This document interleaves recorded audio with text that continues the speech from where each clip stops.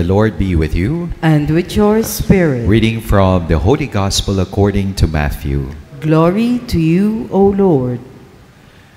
When Jesus heard of the death of John the Baptist, he withdrew in a boat to a deserted place by himself. The crowds heard of this and followed him on foot from their towns. When he disembarked and saw the vast crowd, his heart was moved with pity for them, and he cured their sick. When it was evening, the disciples approached him and said, "This is a deserted place, and it is already late. Dismiss the crowds so that they can go to the villages and buy food for themselves." He said to them, "There is no need for them to go away. Give them some food yourselves." But they said to him, 5 loaves and 2 fish are all we have here." Then he said, "Bring them here to me." And he ordered the crowds to sit down on the grass. Taking the 5 loaves and the 2 fish, and looking up to heaven, he said the blessing, broke the loaves, and gave them to the disciples, who in turn gave them to the crowds. They all ate and were satisfied, and they picked up the fragments left over, 12 wicker baskets full. Those who ate were about 5,000 men, not counting women and children. My dear friends, the Gospel of the Lord. Praise to you, Lord Jesus Christ. Good afternoon, sisters and brothers in Christ. Peace and blessings to everyone. The COVID-19 pandemic, with its first case in the Philippines, January 30, 2020, proved to be not just a health pandemic. It was a hunger pandemic.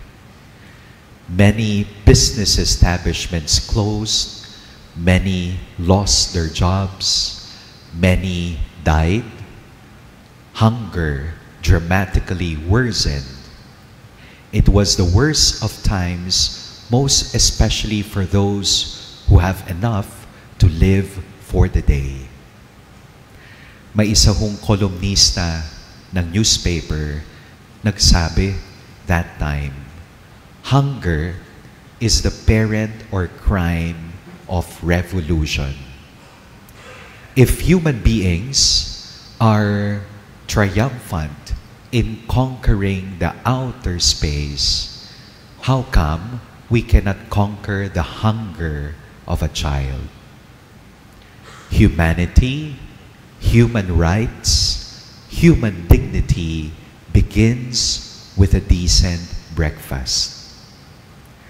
Naalala ko po yung sinabi ng isang Indian activist na si Mahatma Gandhi. Sabi niya, "There is enough for everyone's need, but not for everyone's greed." That is why Mother Teresa of Calcutta reminds us, if we cannot feed 100, feed 1. Tayong mga Pilipino, we are by nature generous, helpful, creative. And one of the laudable initiatives during the COVID-19 pandemic as a response to hunger was the community pantry. Naalala niyo po ba yun? Yung community pantry. It began with this private citizen, in one of the villages in Quezon City. Her name is Ana Patricia noon. She put up this small bamboo table and put in food supplies, bread, egg, canned goods, medical supplies. And she put there the motto of the community pantry: take what you need and give what you can share. Kumuha ng ayon sa pangangailangan at magbigay ng ayon sa kakayahan. And after 1 week, it was an explosion of charity. Meron pa nga pong home edition ng community pantry. Nakalagay po doon, kumuha ng ayon sa ambag sa gawaing bahay. There is the office edition of community pantry, kumuha ng ayon sa workload. Nakakatuwa ang mga Pilipino. In times of adversity, Pinoy humor persists. Nakalagay po doon, isa-isa lamang po ang pagkuha ng bawang, hindi totoo ang aswang. Isa-isa lamang ang itlog pang-agahan, hindi pang leche flan.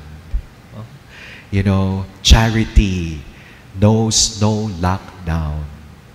Sabi nga natin, di ba, the churches were closed during the pandemic, but the living church were deployed on streets, nagtutulungan.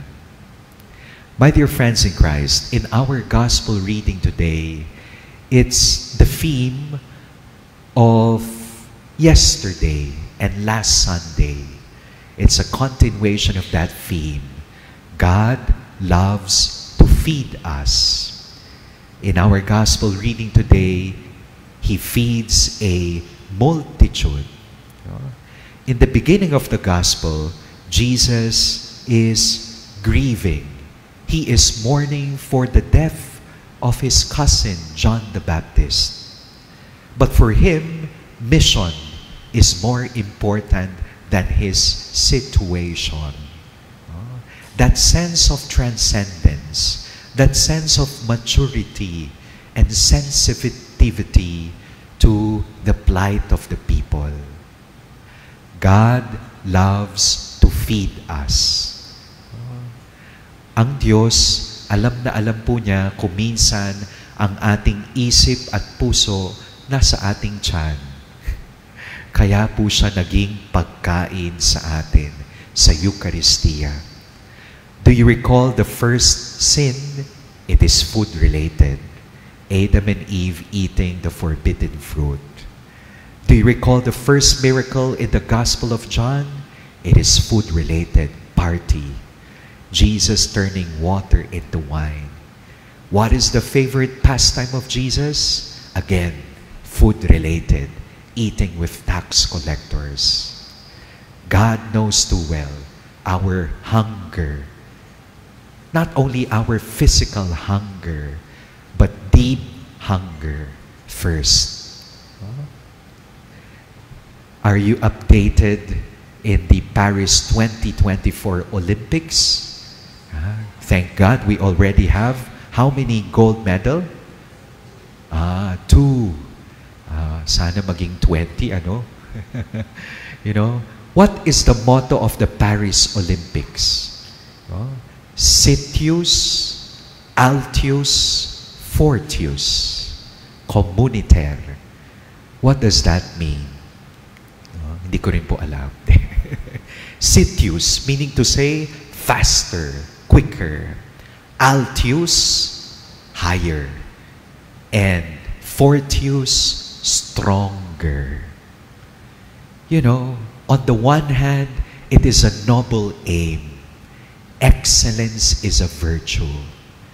On the other hand, it also mirrors and manifests our heart's deepest desire for something great or greater. Walang katapusang paghahangad. Walang katapusang paghahangad sa kasaganaan ng buhay, kadakilaan, kalusugan, kapayapaan. Our hearts are restless until we rest in the Lord. That is the truth. The only one who can truly satisfy the deep longings of the human heart is the one who created it, God Himself.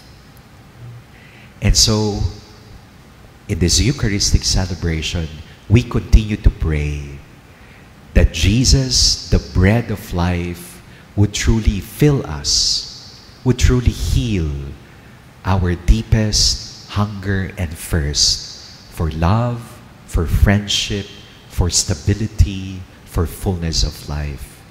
Amen.